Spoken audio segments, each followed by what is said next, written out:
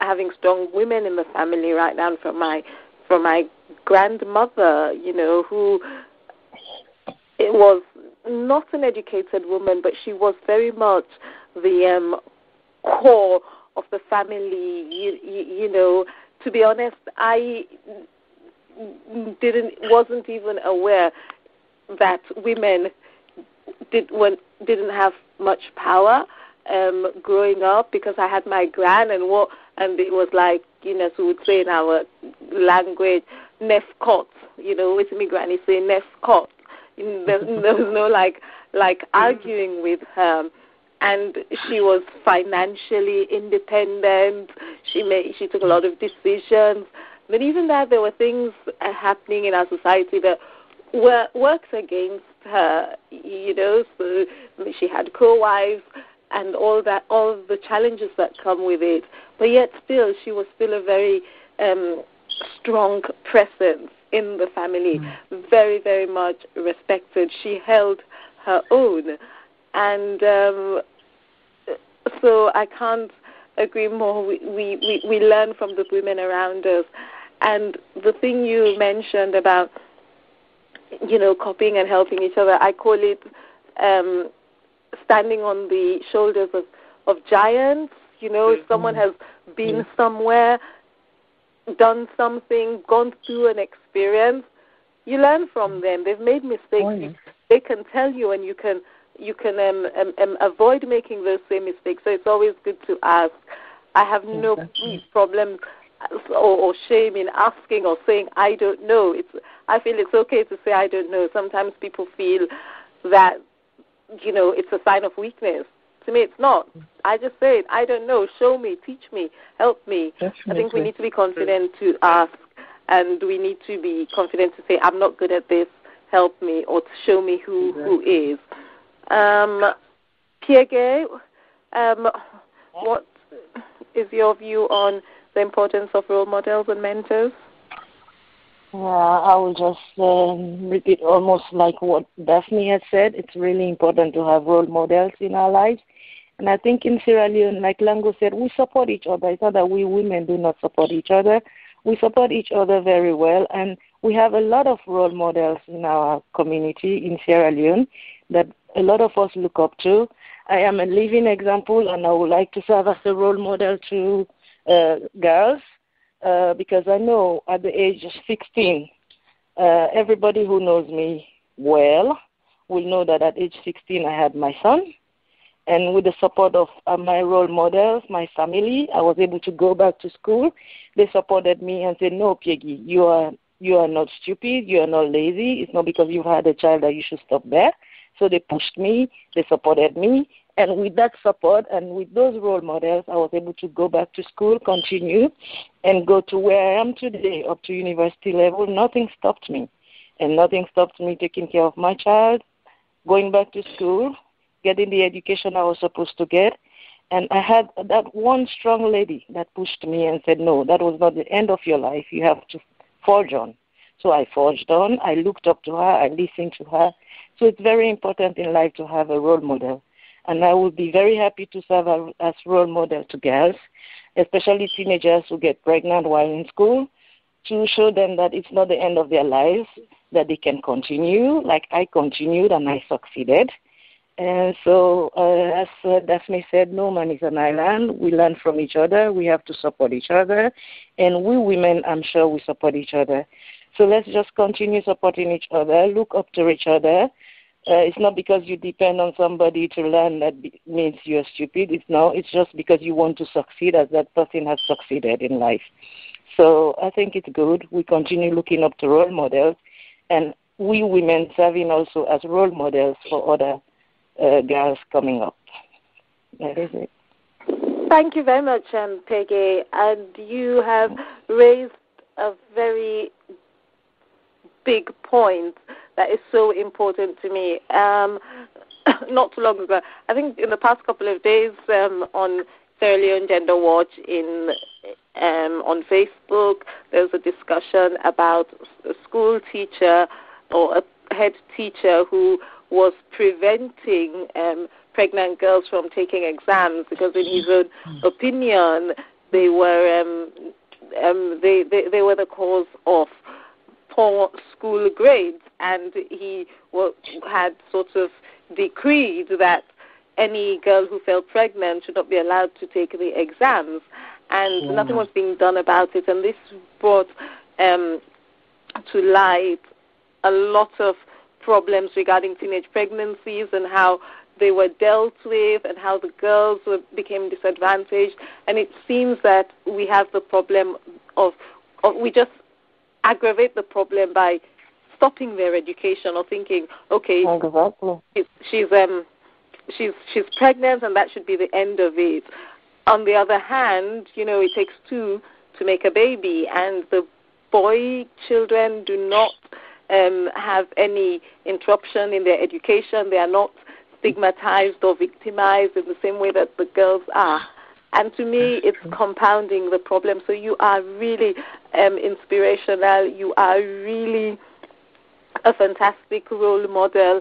And I do hope we can find ways in which you can reach out and help the girls who find themselves in that situation. I'll surely do that, Kelly.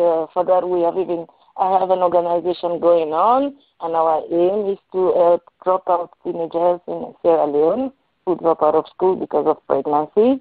We are in our early stages, but then we're forging on. We'll get there, and I'll get there. I'll help teenagers who fall out of school because of pregnancy to go back to school, to get on their feet, and for them to know that it's not the end. And I'll get there. Thank you very much. Thank you. We've come to the end of this segment, and we'll take another short break, ladies.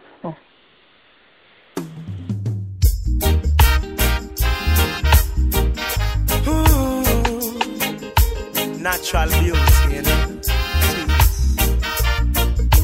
Yeah, no, I've never been someone shy until I seen your eyes. Still I had to try, yeah. Oh, yes, let me get my words right and then approach you. Woman, I'll treat you like a man is supposed to. You'll never have to cry, no. I know everyone can relate to when they find a special someone.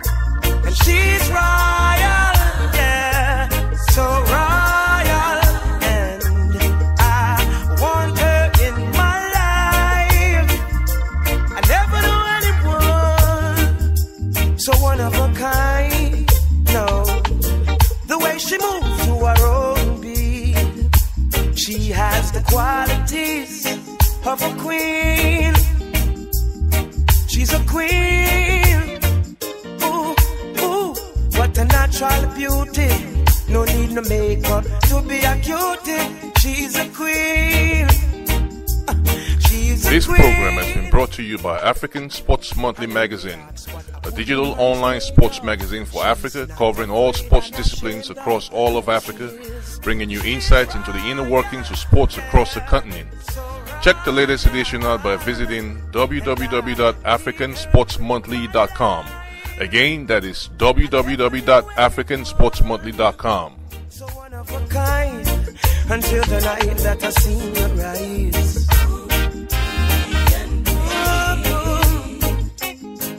My queen, so supreme. I can see it in her eyes, the way she smiles. Hello, listeners. Once again, this is Voices from the Diaspora, and we are back with Dynamic Ladies talking about empowering women for equity. In our last segment, we will talk about the way forward and what the role of the diaspora is. And all our panelists here will give their view on what they think the way forward is, and would also talk about any points that's close to their heart that they want to share with us today. I shall start with Sophia too.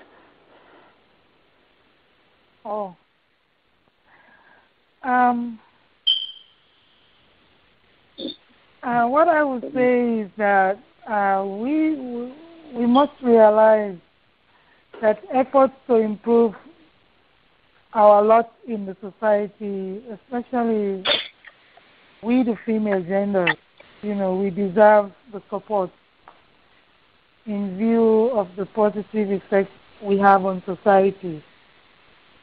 As a result, we must endeavor to sustain the commitment to each other, to our children, and other members of society, that, the only way for our country to move forward is to empower the women and the girl child for national development. That's what we need to do. Okay, thank you very much for that, Sophia, too. Lango, over to you. I have always admired, I know I'm going to, I don't want to put Sylvia Blyden on the spot, but I really have to cite her in this. I have always admired her as a business owner and a job provider for years. And I think if we're talking about women-owned businesses in Sierra Leone, I think Sylvia Blyden is like the poster child for women-owned businesses in Sierra Leone that have thrived and grown from that subsistence level to the micro level and to the point where it has employed a lot of people and given them opportunities to grow in terms of their careers, and it's become sustainable as a business. Doesn't matter what you think about awareness times. It is a sustainable business, and it has provided employment and helped a lot of people. Sylvia's had the good fortune to be in Sierra Leone over a long period of time, an extended period of time. For many of us in the diaspora, what we can do is not what Sylvia does, like be there every day and run a business. But what we can do is send money, make sure that 10% of what we earn. Now, I firmly believe that 10% of what I earned since I left home in 1985 has gone to Sierra Leone, not just to my family, but to causes, educational causes in Sierra Leone, whether it's to pay someone's school fees or to help pay a teacher or to buy books, do something. 10% of what I've earned, whether in London or China or in America, has to go to the country I was born in. So I think if you can't be there, then make your money work for you. Make your money work for somebody else. Help somebody else to fulfill their dream. And I get passionate about it. So I think I better stop now. But that's essentially the point that I've tried to make, is that just help someone every single day. Make sure that, it's not just your family you're helping or your community, but you're helping people outside of that. And I think that, you just make the world a better place. You make Sierra Leone a better place, and you make the world a better place. Thank you. And again, the two big points there that you've raised. One is Sylvia Blyden and her sustainable business, which is true. And talking about Poster Girl, I think one of the great things for me about Sylvia is that she is not afraid to set her own agenda.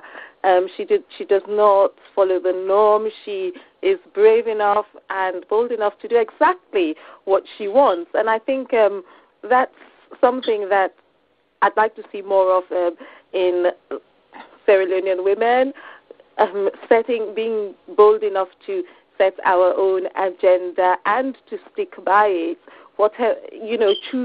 Choosing our path and being bold enough to say, yes, this is what we want to do. Some of us have the opportunity to, but there are a lot of people out there that don't. And there are a lot of people, women out there as well, Lango, that also, help people, but they are voiceless. They are not everyone is in a fortunate position to be able to talk about it or to publicize it, maybe in the way that Sylvia does.